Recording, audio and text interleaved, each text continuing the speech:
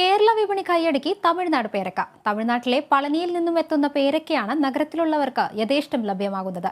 തൊടുപുഴ, മൂവാറ്റുപുഴ എന്നിവിടങ്ങളിൽ കേന്ദ്രീകരിച്ചാണ് പ്രധാനമായും പളനി പേരക്കയുടെ കച്ചവടം. തമിഴ് വീട്ടമ്മമാരടക്കമുള്ളവരുടെ ഉപജീവന മാർഗം കൂടിയാണിത്.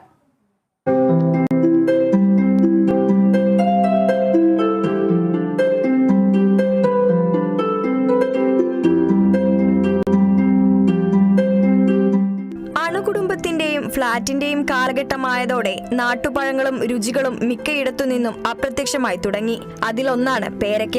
നഗരവാസികളിൽ പലർക്കും സ്വന്തമായി കൃഷി ചെയ്ത് പേരക്ക കഴിക്കുകയെന്നത് അപ്രായോഗികമാണ്. പഴനിയിലെയും പരിസരങ്ങളിലെയും വിവിധ തോട്ടങ്ങളിൽ നിന്നാണ് ലോറിയിൽ പേരക്ക എത്തുന്നത്. എറണാകുളം, ഇടുക്കി ജില്ലകളിൽ പളനി പേരയ്ക്ക് സുലഭമായി കിട്ടും. തൊടുപുഴ, മൂവാറ്റുപുഴ ഉൾപ്പെടെയുള്ള ടൗണുകളിൽ എല്ലാ സമയങ്ങളിലും സുലഭമാണ്. സംസ്ഥാനത്ത് തമിഴ്നാട് പേരയ്ക്ക് ഉപഭോക്താക്കളുണ്ടെന്ന് കച്ചവടക്കാർ പറയുന്നു.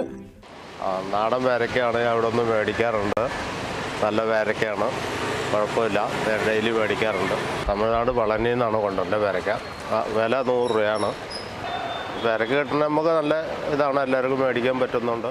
ഒന്നിടവിട്ട ദിവസങ്ങളിലാണ് പേരയ്ക്ക വിൽപ്പനയ്ക്കെത്തുന്നത്. തമിഴ്നാട് സ്വദേശികളായ സ്ത്രീകളും പുരുഷന്മാരും അടങ്ങുന്ന ജോലിക്കാരാണ് വിൽപ്പനാ കേന്ദ്രങ്ങളിൽ ഉണ്ടാവുക. ദിവസക്കൂലിക്ക് നിയോഗിക്കപ്പെടുന്ന ഇവരുടെ ജീവനോപാധി കൂടിയാണ് കച്ചവടം. പേരയ്ക്ക 100 രൂപ പോടുற കിലോ 100 രൂപ. പള്ളിയിലിருந்து வர்றோம் 10 பேர் வர்றோம். கிலோ 100 ரூபா. அது எங்கே வேணாலும் தாமசப்பட்டு சார், அது சொல்ல முடியாது.